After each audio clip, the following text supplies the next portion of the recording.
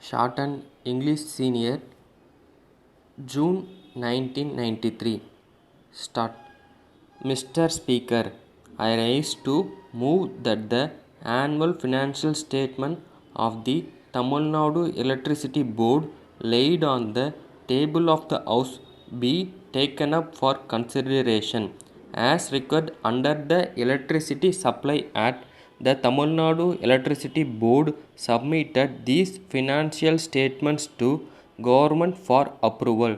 These statements are open to discussion in the state legislature but are not subject to vote. The board will of course take into consideration any comments made on the statement in the state legislature.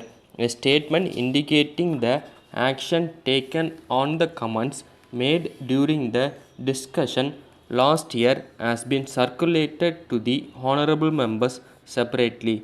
I hope they have gone through it. The Tamil Nadu Electricity Board is the biggest public sector undertaking in the state with about 1 lakh employees on rolls. It has been a pioneer organization in the field of power and power development over the past many years.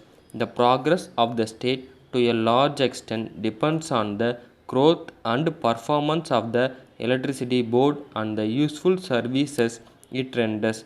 In Tamil Nadu, the demand for power has gradually been increasing and it is more than the power actually available for consumption. Thanks to the rise in industrial activities and the energization of agricultural pump sets, the load growth has been very great. Today, Tamil Nadu has an installed capacity of more than 2000 megawatts. The state continues to give top priority to agricultural production. The energy consumption in this sector is well over 25% of the total consumption, which is the highest in the country. The power development in this state has been sustained over the years.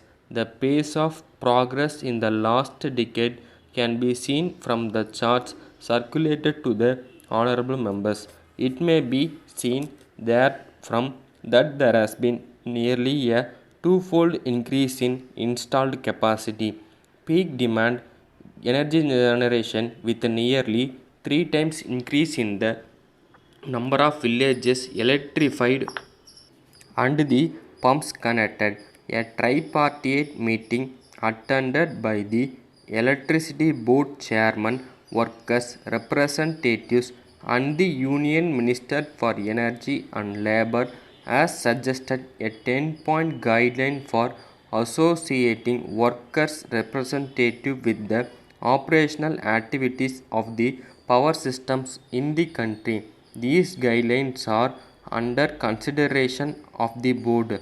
I want to remove the fear in the minds of future consumers. Frequent power shortage experienced by us is only temporary. There need not to be any apprehension on the part of the enterprising industrialists to the availability of adequate power for farms and factories. The government and the board are taking all steps possible in this regard to meet the ever increasing power demand and improve the power position. With the multifarious uses of electricity and the changes that have been taken place over the years, with the introduction and adoption of this effective tool, we have to plan a more liberal and intelligent use of energy. The time has now come to have a second look at our own attitudes and revise them wherever necessary. The concept of conservation of energy is gaining public support all over the world. It will be in the fitness of things that this new concept is universally accepted and supported by all concerned in the larger interest of the state over which all of us are keen. I have enumerated the major tasks before the board and the resources needed for achieving them. I trust that this House will offer its recommendation to help the board serve the people much better and with the motto of consumer satisfaction and contented labor. Letter dated 6th September 1991 from Jupiter Insurance Company, Bombay to Mr. S. Ashok, 41 Tilak Road, Pune. Dear Sir, thank you for your letter of the first instance regarding the insurance of your personal luggage while touring in the continent. We have already sent you a proposal form which we would like you to complete and return to us duly signed with the necessary particulars asked for. We remind you that it is essential for the all details to be accurately furnished, as this form is the basis of the contract. For a 2 months tour, we are willing to grant a cover at the rate of 20%. It is to be understood that this rate does not include production in certain disturbed areas. If, however, you would like to spend an appreciable time in private houses, we would be prepared to consider a partial refund of premium.